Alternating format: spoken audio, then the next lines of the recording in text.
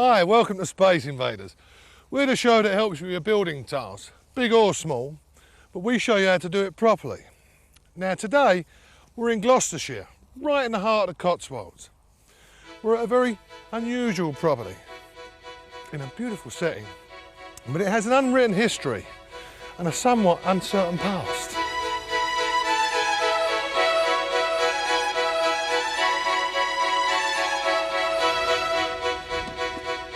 Hello.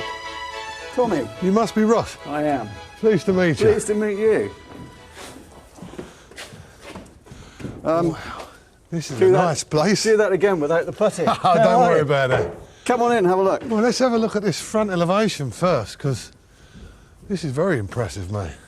Well, it's Do you know how old it is? not a clue. Not a clue. It used to be a barn, we think, but when we bought it, we found skirting boards upstairs. So at some stage, it's probably been lived in. Well, it would be with skirting boards, yeah, unless they're very posh cattle. And odd to have very smart arches as well for a cattle barn. Yeah. So, I mean, these windows are beautiful. They're English oak. they are, Tommy. Very well done. My brother Marlow, if he can open the English Good morning. oak. Good morning. Marlow, Tommy Walsh. How do you do? Pleased to meet you. Pleased to meet you too. So what do you want me here today to do? We've got a very awkward banister and some spindles that we want you to fit, Tommy, with your expertise. So Leave come me on up in. and have a look. Come on in, I'll get rid of this. God, there's a bit of a nip out there. It is. Wow. This is very impressive. Thank you. It's different, Tommy, isn't it? Very different. That's for sure. Well, this is why we've got you here. Right. To make this area safe. We want to put a banister up there, handrail at the top, spindles here, to make this stairwell secure. Yeah, very important. We've got my young nephew working on site with my brother Marlow, you met earlier. Alex, come and meet the expert. Alex Campbell-Hill, Tommy Walsh. Alex Campbell-Hill, very pleased to meet you. Hello, very pleased to meet you too. Oh, very good. And I hope they're not working you too hard, are they? No. No. Tommy's come to make this safe for you Okay. when you are working. Are you working hard? Yeah? Good man, get back to it then. Right, so this is where we're going to go. Well, hopefully so. We've made these spindles, cut these spindles, and if They English oak. they are Very nice. same as the windows, hopefully you're going to show me how to set them out for the spacings. Right, well, what should happen here, there should be a housing made for these. We'll mark them all out where they're going to be, equal distance apart. Then we'll house them in so they slot into that base rail there. For safety. Yeah, and then they're anchored. Then we can put a temporary strap on to hold them all in place. Okay, once they're cut to size. But the problem we might have here, when we put the handrail on, because it's you've got two fixed ends and it's longer, we might have to cut a hole in that wall, push the handrail in there, and then fix it into a housing this side. If you've got two fixed ends and the handrail's longer, you have to have an area for it to move and then pull it back. But we haven't got two fixed ends, Tommy. We can, it can be taken off. Well, you could have told me that before I started all that explanation. Well, that's great, yeah, because then we can just put a brace on there, anchor that end, move that out. Once it's housed, Bring pull it all in back tight. together. Yeah, no problem. Well, as it's so simple, Tommy, and you're here for the day, we've got your expertise for the day. How about making me a nice elm, old-fashioned door for this bathroom here? I might have known. Yeah, I've got some lovely elm boards. Come and have a look at them.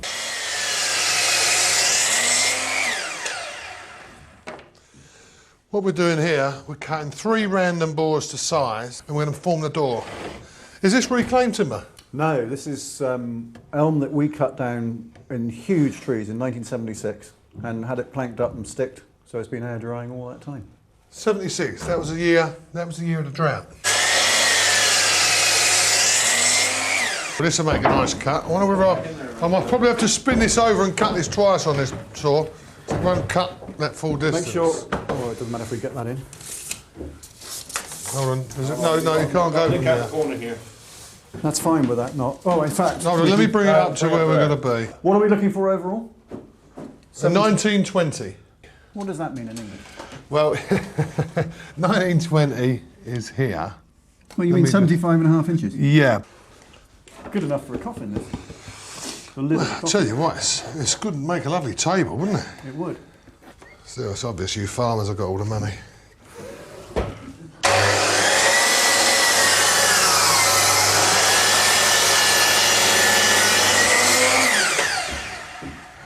You know, the interesting thing from a floorboard point of view, that in London after the Great Fire, practically all the floorboards up there are softwood. You find very few hardwood boards up there. That's very true. I've yet to find any. That's a good thing. When you come out in the country, you know, you always get this lovely timber seem to turn up. Right, that's all the boards cut, isn't it? The most important thing when you're taking on any job is to prepare properly, what we call the setting out. Hello, Doc. You're great, you come to help me. Now, one important thing when you're setting out a handrail and spindles, oh, you need to wash your teeth, you do. Go away. Oh, dear. The maximum gap you can have between each spindle, or the newel post and the spindle, is 4 inches. The requirements are they have to be 4 inches apart from each side of the spindle, not the centre, from this side. That's so that a young child can't get his head stuck, that's the danger. They're the rules that they set out. Then carefully mark out the centre for each one. But the distance is between the edge of each spindle, 4 inches or 100 mil. But you need to work out the centres, then draw a cross mark on here, set the spindle on, and then mark around it, and then we're going to cut out a little housing into this base plate. Have you got all that now? Meanwhile, Ross and Marlowe get to grips with the routing out overlapping joints on the elm boards, so there'll be no gaps in the door when they're assembled. It's messy and noisy, so outside's the place to be.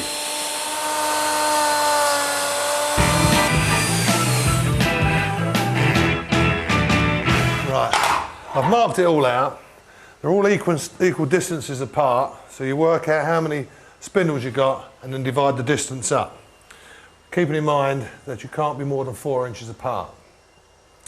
One special tip I'm going to give you is always measure twice and cut once, rather than measure once and cut twice. Makes sense, a lot easier. We're now going to take this in and mortise this on the bench because it's still loose. Safety tip, and it's also good for your chisels, always keep the sleeve on and make sure they're nice and sharp. Very, very sharp. Be careful as well when you're using these sharp tools. But a blunt tool is no good at all. Just won't cut the timber. Now, what we have to do is a straight edge on the outside. You always cut slightly inside the mark, just so you get a snug fit. You always cut round the outside first, so you get no breakout. What breakout means is when it actually, if you start chiseling, then it might come past the line. Right. So you cut all the way around the edge, like we're doing, and then you start feathering on the inside. Right, so we've gone round the outside, just like as if you're chiseling out for a hinge. Now, you're watching carefully, because you're going to have to have a go at this yourself in a minute while I go downstairs and check on the door. Well, there's only one way to learn, and that's got to be hands-on. Exactly. Because you've got a lot more of this to do on the rest of that staircase. And here's one I prepared earlier. Yeah, if only life was that easy, huh? Another tip, when you're using a hammer and chisel, if you're not using a mallet, because you're supposed to use a mallet with these, use the side of the hammer, like that, rather than use that. You tend to have a little bit more control.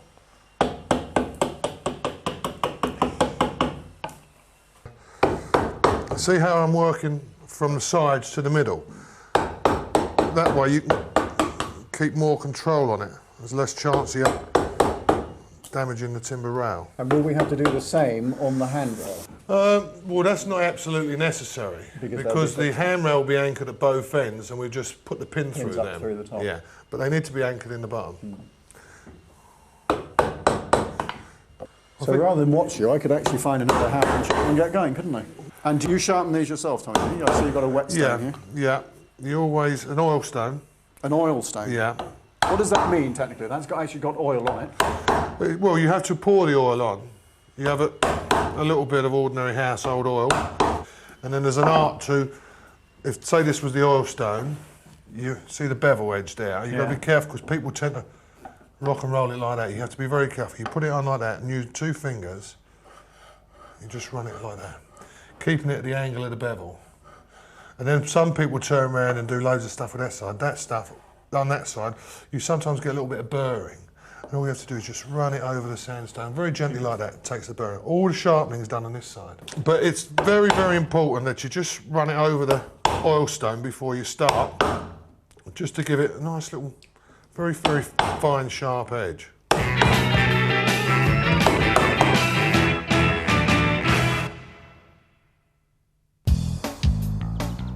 Hi, welcome back. Today I'm at a former Cotswold cow barn. We're building a banister rail in reclaimed oak. But first, there's more to reusing these redundant agricultural buildings than meets the eye. This is Chris Miners, a conservation architect. Hi Chris, what exactly does conservation architect mean? I specialise in historic buildings, and in this area that means repairing historic buildings such as listed buildings, or the reuse of redundant buildings, and that especially means agricultural buildings like we see here. Like we have here? That's right, yes. Well, do we know anything about the history or age of this building? Well, it's a cow house, a former cow house, but it has hints of something far more interesting in the dressed stone above the lintels and the coins on the corner. That's right. It seems to have been a building of some status just to house cows, so it may have had another life. Clearly it's become redundant for agriculture, and obviously a conversion to a more interesting use is now happening. Is this become fairly common now with a lot of these old redundant buildings? There's more and more work where people decide to move out from the towns for a better life in the country, and they choose these old buildings and try and convert them back into residential properties, which is good. It is, yes. It's a lot of work. You've got to be prepared to make quite a few sacrifices. Maybe live in a caravan for a few years, and as we have here, yeah. Indeed. But generally, you would say it's not a bad idea. It's a good idea. It can make a very attractive home in a very attractive place. There are a few complications on the planning side in that many conversions, especially of barns, have been disappointing and haven't preserved the barn very well in domestic use. And so local authorities have increasingly added design guidelines to try and preserve the agricultural character of the redundant agricultural building by suggesting all sorts of different design ideas and constrictions on the design itself that in some ways constrain total freedom of producing the house you really want. Yeah, but on the other hand, it still does retain that historic building for future generations to actually appreciate. Yeah. So everything has to be a bit of a compromise. It does indeed, yes. Right, the moment of truth. No, the other way. Turn the bevel to the inside. Ah. You see? So you keep the flat face to the edge. That gives you a straight downward cut. I've got you. Very pleasing to work with wood, isn't it? Ah, some of the people I've employed over the years, you're dead right.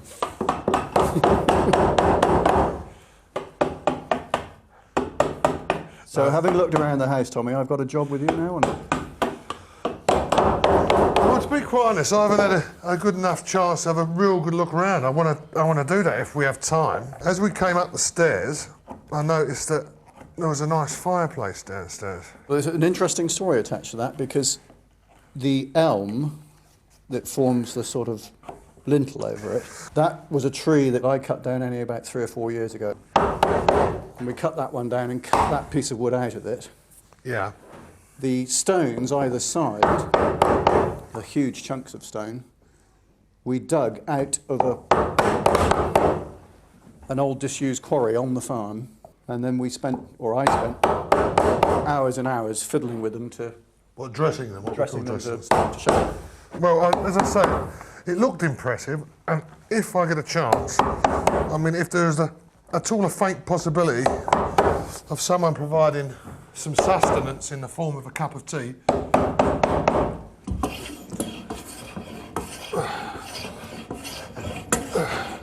Tommy, Yeah. cup of tea for you. Oh, lovely. Somebody's doing the hard work. Right. Well, this base plate here, this sole plate, it's all been housed in ready for the spindles. This bit of oak you've given me, this 4x2 piece of oak, which is a bit banana shaped. But what I'm doing, because it's going to be used as a handrail, See, that's far too sharp there, so I'm just using the hand plane and just putting a bevel on it. Taking the edge off. Yeah, I'll do that all the way around so that the bits won't splinter into people's hands. You can polish this up with, you know, clean it round with a sander afterwards. Now, we'll put, the next stage is to put this timber in here and we'll cut a hole out of it. Now that's going to receive the end of this handrail, which we'll cut down and have a peg on the end of it. So then that will go in that hole. We can glue it and fix it. Brilliant. And obviously then we've also moved that back and we'll put a peg on the other end of this. Bring that back into it afterwards. Bring that back in, plumb it in with a level, and then tighten the whole thing up. You need a level then. Yeah, could you get me one? Cheers.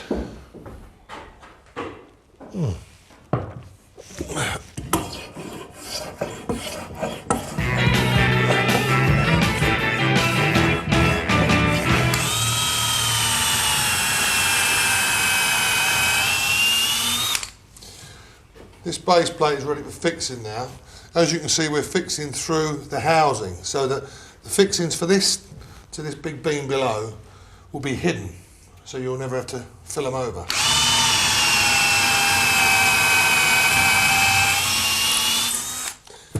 One more tip, when you fix this base plate, make sure it's level this way, then you can be sure that the spindles will be plumb. All right? That looks fine. How's that, yeah? Yeah, spot on. Right, now I've got those wedges in there. We'll put the fixings in and we can adjust the wedges just to plumb it up, okay? Brilliant.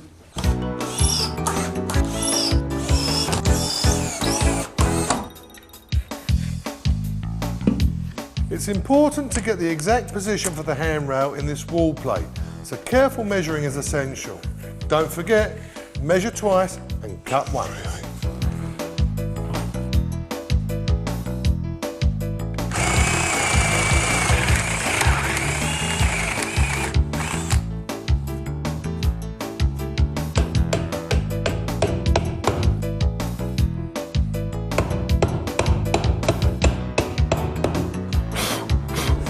Just the moment of truth. This is the moment of truth. Let's see if it fits. That's it.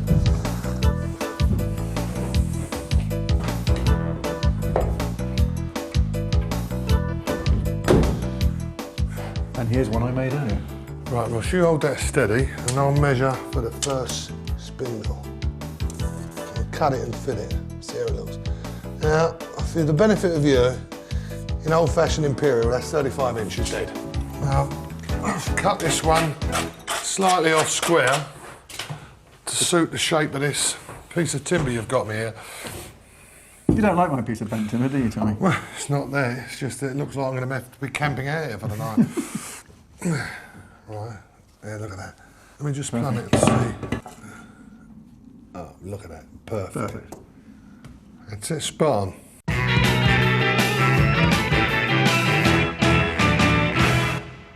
You ready now, Ross? I think so. Let's go for it. This is the final piece of the jigsaw. It's getting rather late. We've put it all, assembled it all dry, cut it all to fit, and now the moment of truth, we just got to fix it. We've got a new machine, this gas gun, which should get us through pretty quick. I'll slide it to you at the top.